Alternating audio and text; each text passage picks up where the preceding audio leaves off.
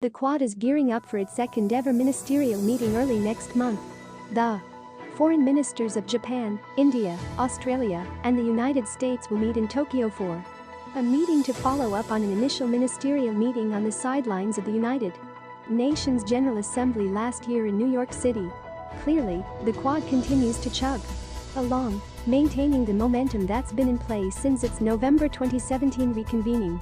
After a decade-long hiatus for the Japanese government, hosting the Quad second ministerial likely was not a difficult decision.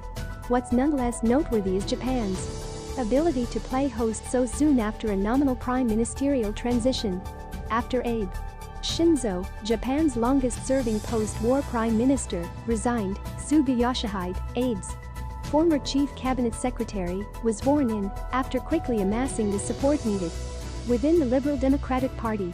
No doubt, Japan's bureaucracy has hardened itself against regular political changes at the highest levels of national politics. The revolving door era of Japanese politics no doubt let some habits stick. But for Suga, who has signaled a desire to maintain continuity with Abe, the upcoming Quad ministerial serves as a powerful signal that Tokyo's Indo-Pacific focus is here to stay, as is Japan's leadership in convening and enabling the Quad in the first place. Back in early 2017, even before the Quad senior officials meeting took place on the sidelines of that year's Association of Southeast Asian Nations Summitry in Manila, it was Tokyo that was pushing ahead with its free and open Indo-Pacific strategy. The Indo-Pacific idea found natural takers in New Delhi, Canberra, and in Washington. This year's ministerial may take on oversized importance for the future of the Quad. Not only will it be the first under Suga, who will have Abe's final foreign minister, Motegi Toshimitsu, lead, but it'll be the last Quad ministerial before the U.S. presidential election on November 3rd.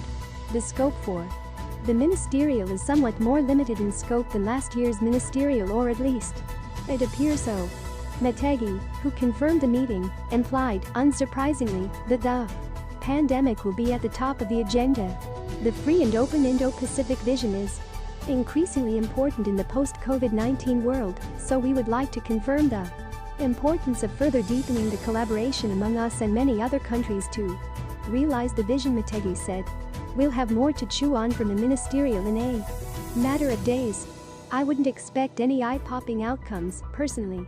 What I'll be most curious to see is whether, beyond the pandemic, the ministerial meeting acknowledges the robust intra-Quad bilateral-intralateral constellation of activities. There's no shortage of prominent developments in this area, including an India-Japan acquisition and cross-servicing agreement, an India-Japan-Australia supply chain resiliency meeting, and US-Japan-US-Australia military exercises. Much of the practical relevance of the Quad remains at the bilateral-trilateral level within and among its participants, with occasional outside participation.